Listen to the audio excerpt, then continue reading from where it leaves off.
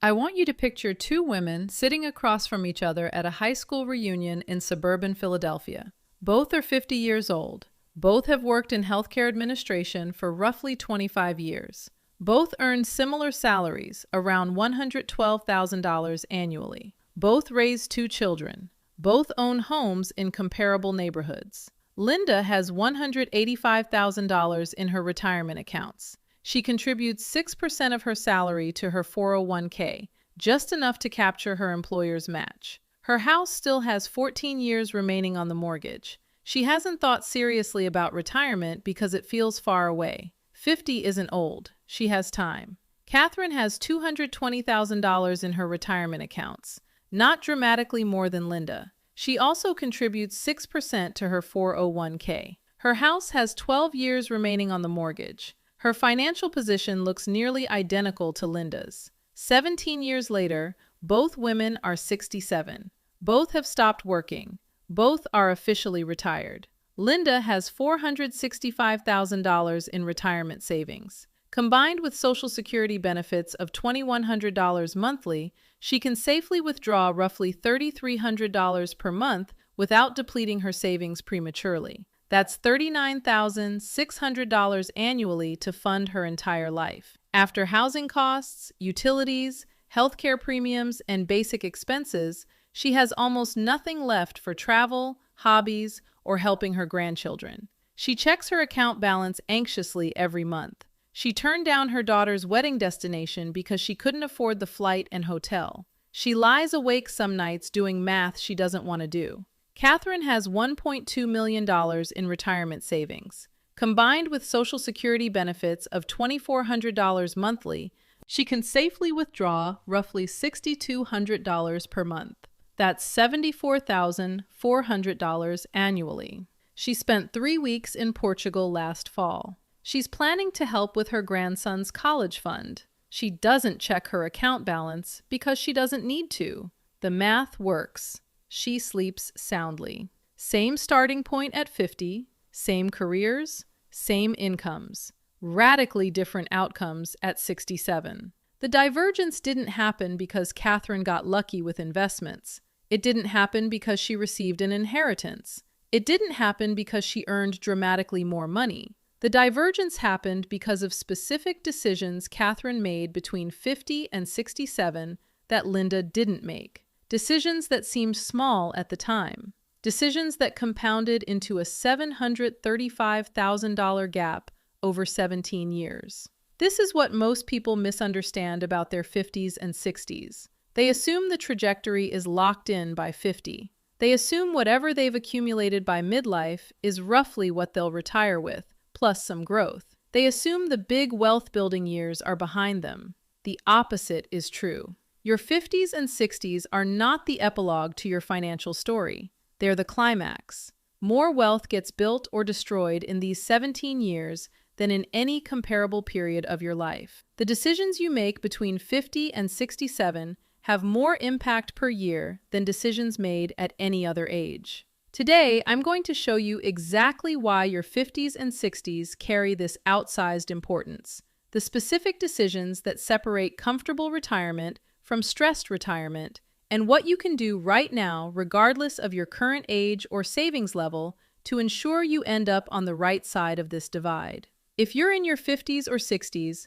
this information is immediately actionable. If you're younger, this is the roadmap for the most consequential financial decade you'll ever experience. Either way, understanding what happens in these years changes how you approach every financial decision between now and retirement. Before I walk through the specific decisions that matter, let me explain the structural advantages that make your 50s and 60s uniquely powerful for wealth building. 4 forces converge in these years that don't align at any other point in your life. The first force is peak earning power. For most professionals, income reaches its maximum somewhere between 50 and 55. You've accumulated decades of experience, expertise, and professional relationships. Your salary reflects that accumulated value. The dollars available for wealth building are higher than they've ever been and higher than they'll be again. A 52-year-old earning $140,000 has more raw material for building wealth than she did at 35, earning $80,000. The potential annual savings are substantially larger, even if the percentage saved remains constant. The second force is the catch-up contribution advantage.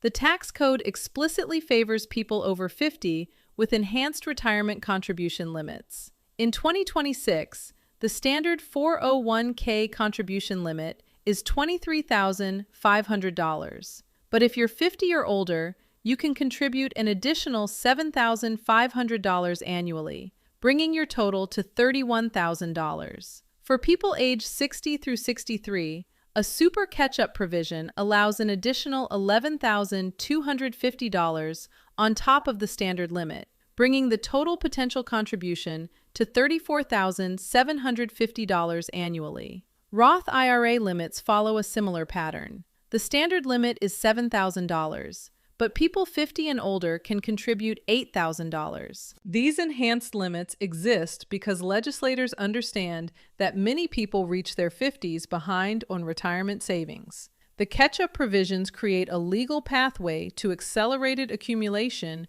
during the years when you're most able to take advantage of them. The third force is expense reduction. By your 50s, many major expenses have peaked or disappeared entirely. Children become financially independent. The average cost of raising a child through age 17 is roughly $310,000 in 2026. When that expense category ends, substantial monthly cash flow becomes available for redirection. The mortgage approaches payoff. If you bought your home in your 30s and maintained the original 30-year term, you're within 10 to 15 years of eliminating your largest monthly expense. College funding concludes. If you've been helping children with education costs, those payments eventually end. Career wardrobe, furniture, and establishing life expenses have long since been handled. The baseline cost of maintaining your lifestyle often decreases even as your income peaks. The fourth force is final compounding window.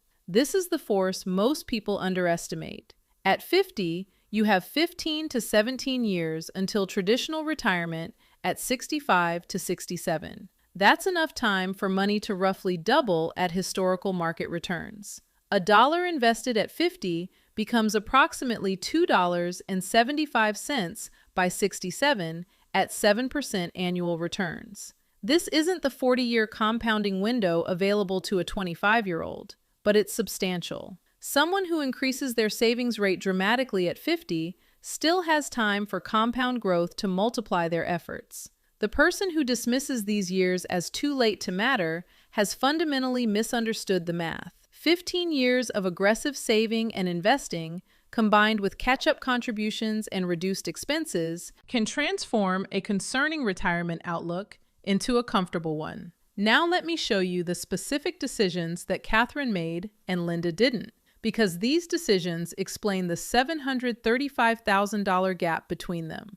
The first decision was maximizing catch-up contributions immediately. At 50, Catherine increased her 401k contribution from 6% to the maximum allowed. Her employer offered a 4% match, so her total annual retirement contribution jumped to $31,000 plus the match. Linda kept her contribution at 6%. She told herself she'd increase it later when things settled down. Things never settled down. Each year passed with the same 6% contribution. Let me show you what this difference produced over 17 years. Catherine contributed $31,000 annually from age 50 to 67. With employer matching and average returns of 7%, her 401k alone grew from $220,000 to approximately $940,000. Linda contributed approximately $6,700 annually over the same period.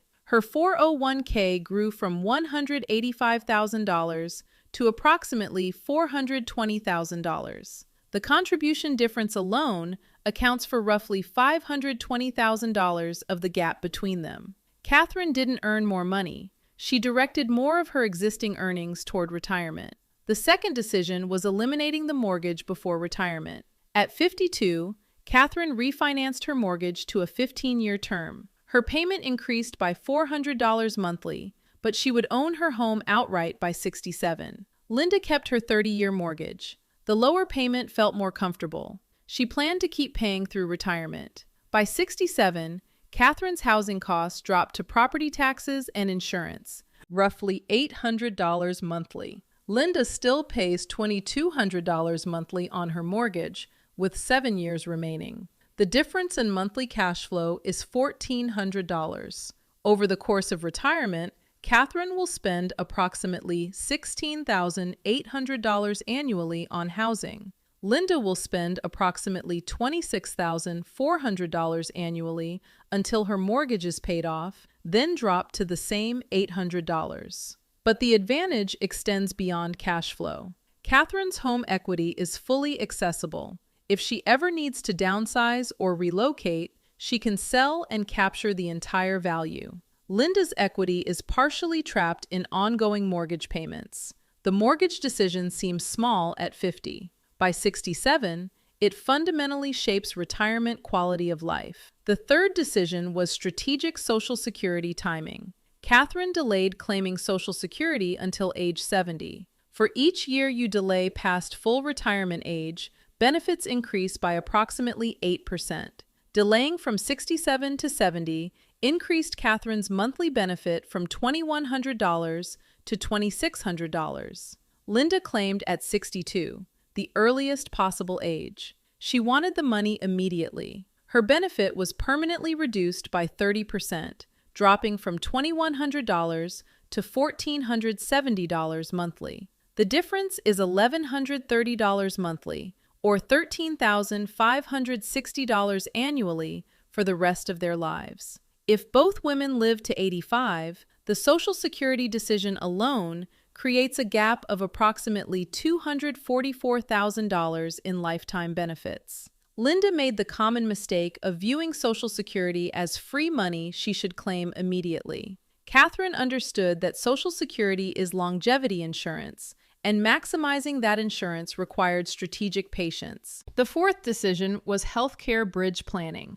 Catherine knew that retiring before Medicare eligibility at 65 would require private health insurance. She researched Affordable Care Act marketplace options years in advance, understood the premium subsidies available at different income levels, and built healthcare costs into her retirement projections. Linda didn't research healthcare until she was forced to retire at 63 due to company restructuring. She discovered that COBRA continuation would cost $1,800 monthly. Marketplace options were confusing, and she enrolled in a plan that cost more than necessary because she didn't understand the subsidy structure. The healthcare planning difference cost Linda approximately $15,000 over the 2 years before Medicare eligibility. More importantly, the stress of unexpected healthcare costs in early retirement set a tone of financial anxiety that persisted. The fifth decision was lifestyle maintenance versus lifestyle reset.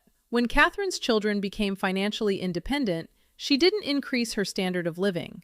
The money that had gone toward supporting them went directly into retirement accounts. Her lifestyle stayed constant while her savings rate increased. When Linda's children became independent, she upgraded her car, renovated her kitchen, and started taking more expensive vacations. She told herself she'd earned it. The extra cash flow that could have gone toward retirement was absorbed by lifestyle inflation. This pattern, maintaining lifestyle while redirecting freed-up cash toward savings, is one of the most powerful wealth-building behaviors available in your 50s. The person who does it accelerates toward retirement. The person who inflates lifestyle runs in place. Let me tell you about Robert to illustrate that dramatic transformation is possible even starting from a difficult position. Robert hit 50 with $73,000 in retirement savings. He'd gone through a divorce at 42 that wiped out half his accumulated assets. He'd spent his late 40s rebuilding from near zero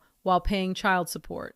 At 50, Robert felt hopeless. He calculated that at his current savings rate, he'd retire with maybe $250,000. Combined with Social Security, that meant working until 70 or accepting a retirement of severe constraint. Robert decided to treat his 50s as an emergency. He increased his 401k contribution to the maximum catch-up limit immediately. He took a side consulting role that added $18,000 annually to his income, all of which went into a Roth IRA and taxable investment accounts. He sold his house, which was too large for one person, and bought a smaller condo, freeing up $80,000 in equity that he invested. He stopped eating out. He canceled subscriptions he didn't use. He drove his car for 3 additional years beyond when he'd planned to replace it. He became obsessive about the gap between his income and his spending, treating every dollar saved as a step away from the retirement he feared toward the retirement he wanted. By 55, Robert had accumulated $320,000. By 60, $615,000. By 65, $940,000. Robert retired at 66 with just over $1 million in invested assets, a paid-off condo, and Social Security benefits he delayed until 67 for maximum value. His retirement income exceeds $5,000 monthly. He travels. He helps his adult children when they need it. He volunteers. He's not rich by any extraordinary standard, but he's comfortable. He's secure. He sleeps well. The transformation happened entirely in his 50s and early 60s. The person who felt hopeless at 50 had options he didn't realize existed. Let me address the psychology that prevents people from acting decisively in their 50s.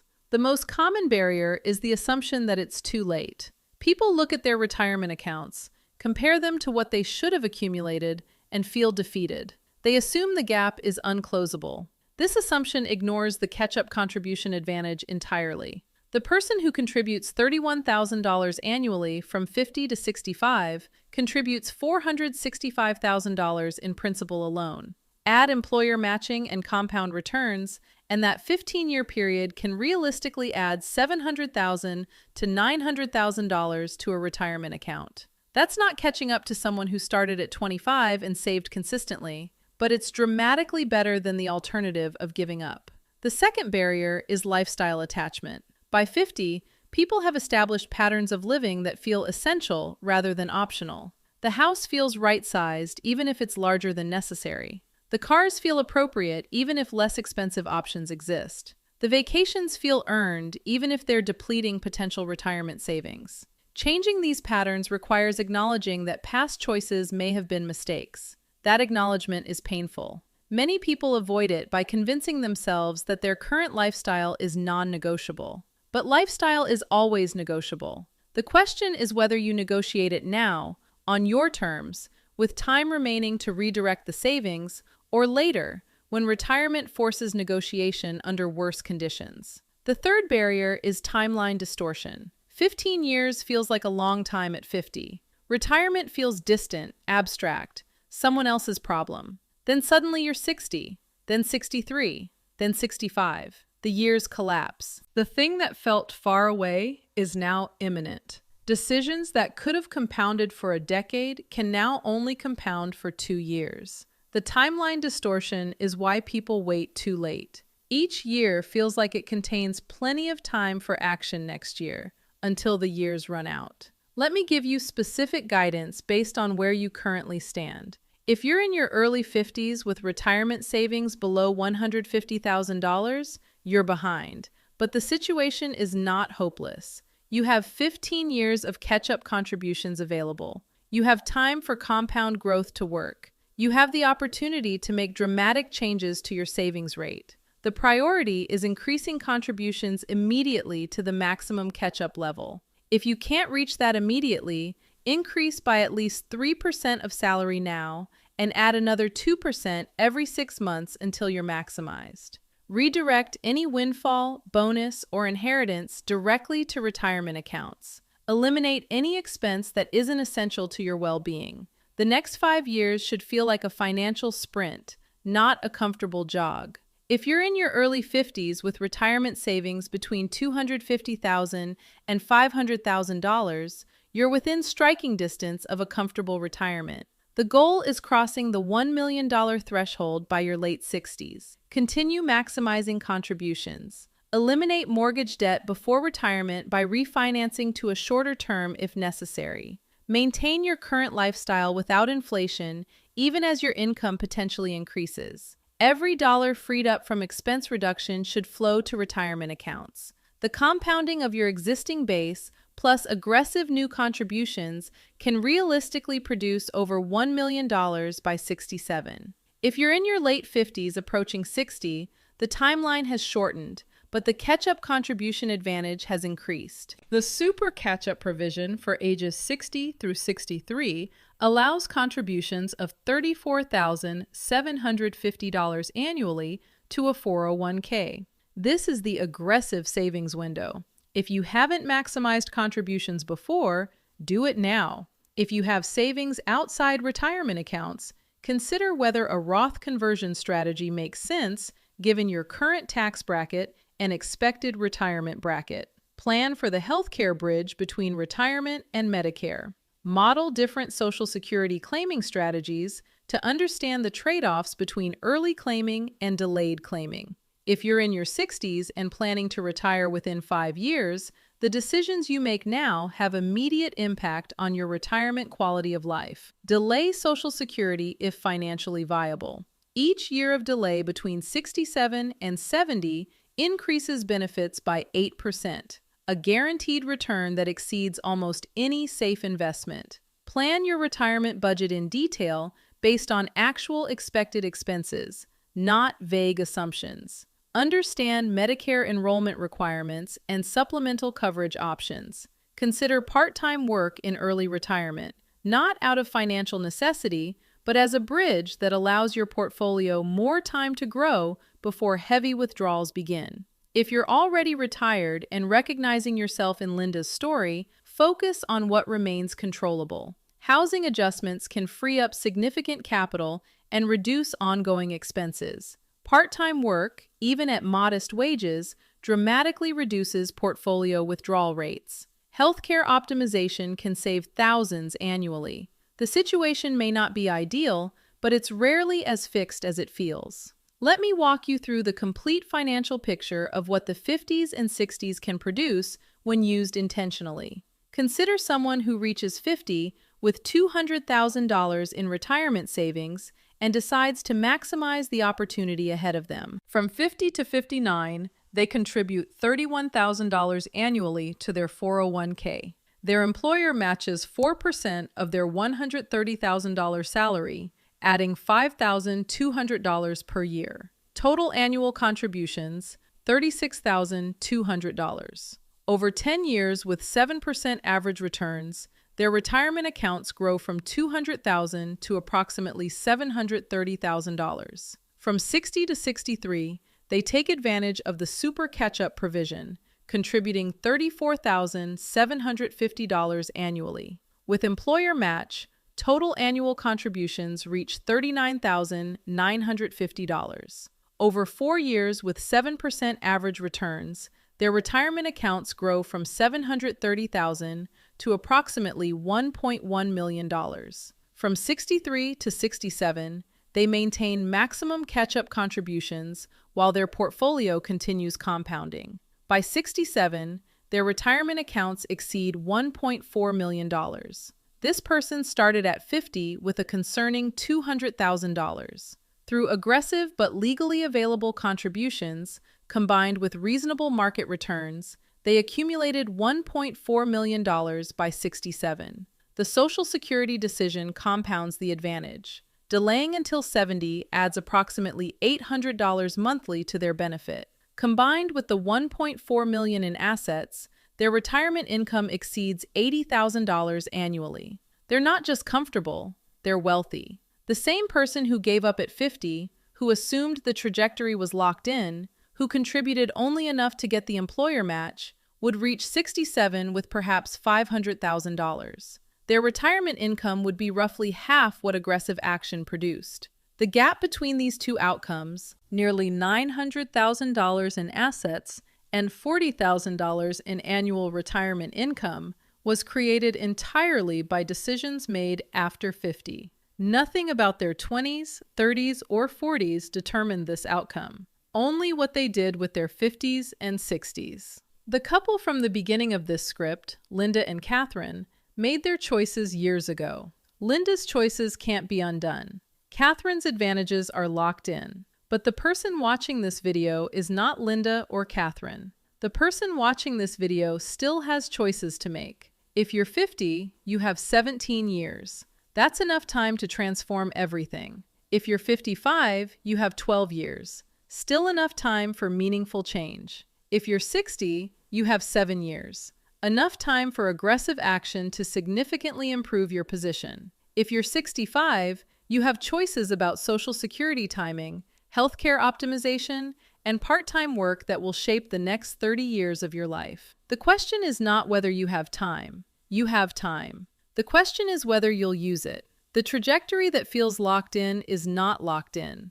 The retirement you're headed toward is not the only retirement available. The anxiety you feel when you think about your financial future is not permanent. It's information. It's telling you that something needs to change. The 50s and 60s are decisive not because they're the end of the story. They're decisive because they're the final opportunity to write a different ending. Linda assumed her story was mostly written by 50. She spent 17 years on autopilot, and the autopilot flew her into a retirement of constraint and anxiety. Catherine understood that the most important chapters were still ahead. She spent 17 years making deliberate choices, and those choices produced a retirement of comfort and security. The difference between them wasn't luck, income, or circumstances. It was understanding what the 50s and 60s actually represent. A final chance to change trajectory. A window of unique advantages. The most leveraged wealth-building period available. That understanding, the deep comprehension of how money actually compounds, how decisions interact across decades, how small choices create large outcomes, is what separates people who build wealth from people who watch it slip away. This is why financial literacy matters more than any single tactic. The specific contribution limits will change. Tax laws will be revised. Market conditions will fluctuate, but the principles that govern how wealth accumulates remain constant. The person who understands those principles navigates every financial environment effectively. The person who doesn't understand them makes the same mistakes regardless of what opportunities are available. Linda made her choices without understanding the principles. She did what felt comfortable without calculating what comfortable would cost over 17 years. Catherine made her choices with full understanding of how they would compound. The discomfort of maximizing contributions at 50 felt small compared to the comfort of security at 67. If you find yourself uncertain about those foundational principles, if you've been making financial decisions based on intuition rather than understanding, there's a video on this channel that breaks down financial literacy from the ground up. Not what to do, but why it works. Not which accounts to open, but how money actually grows across decades. That foundation changes every decision that comes after it. Your 50s and 60s will pass whether you act or not. 17 years will unfold regardless of what you choose. The only question is whether you'll reach the end of that period with the retirement you want or the retirement that happened to you. Linda is living the retirement that happened to her. She spent 17 years letting default choices make her decisions. Catherine is living the retirement she built. She spent 17 years making active choices that compounded into security. Both outcomes were available to both women. The only difference was what they did with the time they had. The same is true for you. The decisions are ahead. The outcomes are not yet determined. The final chapters are yours to write.